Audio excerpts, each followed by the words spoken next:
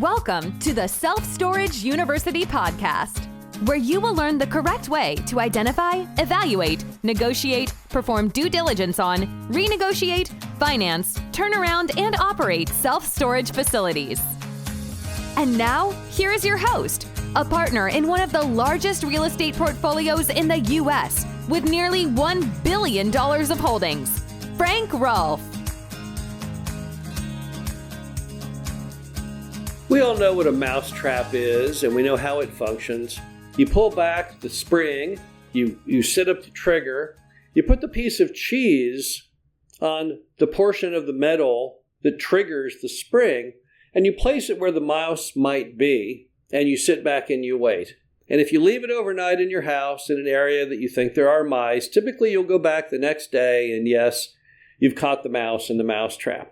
Now, the problem with the concept of mousetrap is sometimes the self-storage facility buyer becomes the mouse, and the seller becomes you, the person who sets the trap. This is Frank Rolfe with the Self-Storage University podcast. We're going to talk all about traps and how to avoid them. Traps that come from sellers who know full well what they're doing is probably not good for you, but may very well be great for them. Now, there's several kinds of storage buyer mousetraps out there. Now let's look at each one of those and figure out how to diffuse it. So one common trap, and this is not always a trap caused by the seller, this can also be caused by the buyer.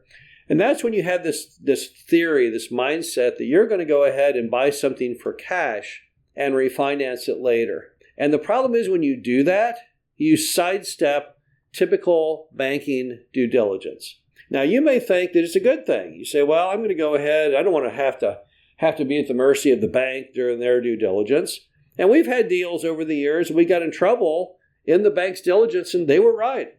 There were things that we missed about the property, the survey, the streets, who knows what. But thank heavens that they caught it, because if we had bought that property and we didn't do what the bank found, we could have regretted it. But the bank shut us down from doing it.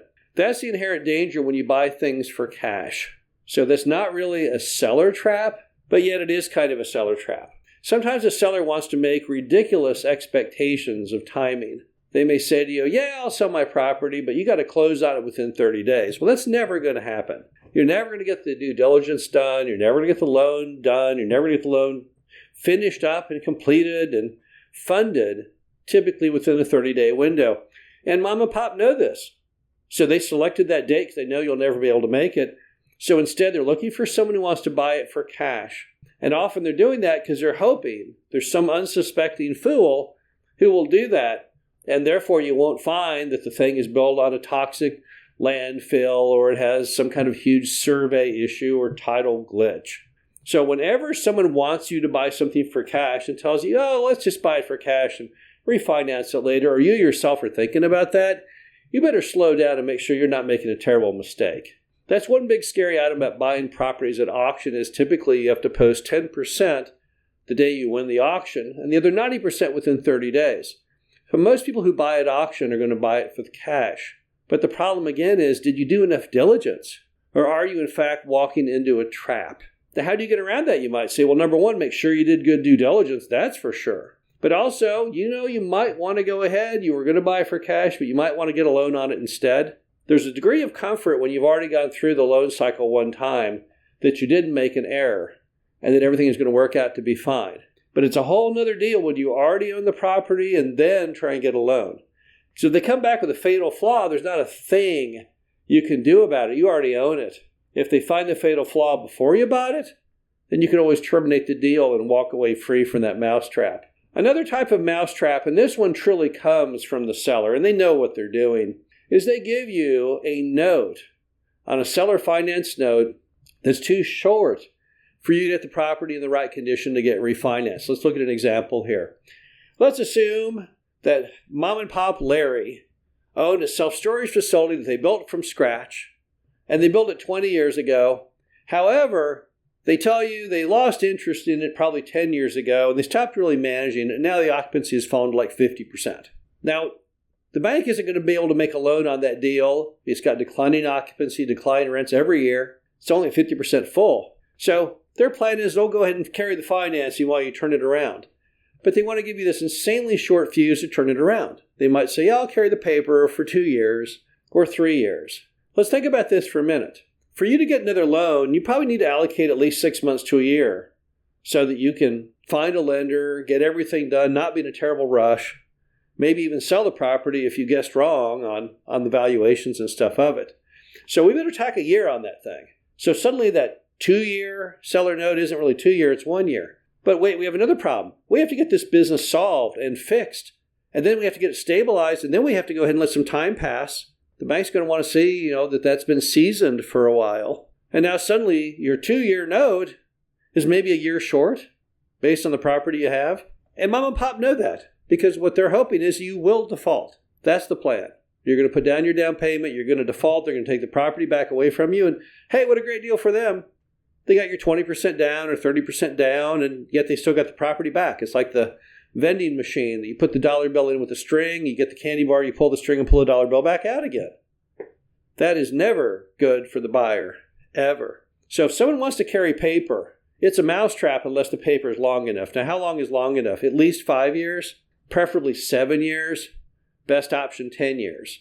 Well, when mom and pop want you to sign off on a seller note of less than 5 years, and particularly these really crazy short time frames like 2 years, you better walk away from that. That is not going to work for you.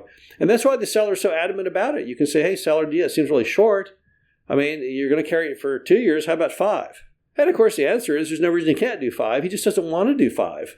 Every year he goes beyond the 2, he runs the risk of you actually being able to come forward with the money and pay him off. He don't want to do that. He wants to get the property back and keep your money. So be very, very sure when you do deals that the seller note is of a sufficient time frame that without breaking a sweat, with a reasonable level of success, you can, in fact, get that replacement note so he does not get the property back. Also, watch out for the mass trap of when the seller wants to trade you some type of short-term performance for long-term debt. Here's what I mean. Going back to the example of the guy who's 50% occupied, and yet he wants you to go ahead and get a note on it and stuff. But the bank says, heck, I can't make these numbers compute at the price you're paying. And he says, yeah, here's what I'll do. I'll go ahead and rent, 60 of the vacant units. I'll pay you the rent on those 60 for like a year while you get them occupied. Well, that's great and everything. But what he's doing here is he's artificially inflating the value by having 60 occupied that really aren't. And then you're putting 30 years of debt on that or 25 years of debt on something that he's only guaranteeing for a year or two. Think about what a bad deal that is for you as the buyer. If someone wants to trade you 25-year mortgage debt, he needs to guarantee that little item for 25 years or so. That's always been a bad trap that sellers pull on unsuspecting buyers. So make sure there's no short-term promises here that are shorter than your debt. If he wants to really, really man up and cover it till the bitter end, well, that's one thing. But otherwise, no, you're just walking right into a trap. And then finally, the worst trap of all is when you completely trust the seller on everything. You don't have any question in your mind. The seller tells you X, and by heavens, that is the gospel truth. There's no greater mousetrap to walk into with the unscrupulous seller when they know that you trust them and will not check out what they're saying. You may remember under Ronald Reagan, he had a famous quote. It was called trust but verify. What it means is, yeah, you can trust the information. It's better than nothing, but you verify every piece of it because you know it's in the best interest of the seller to lie to you.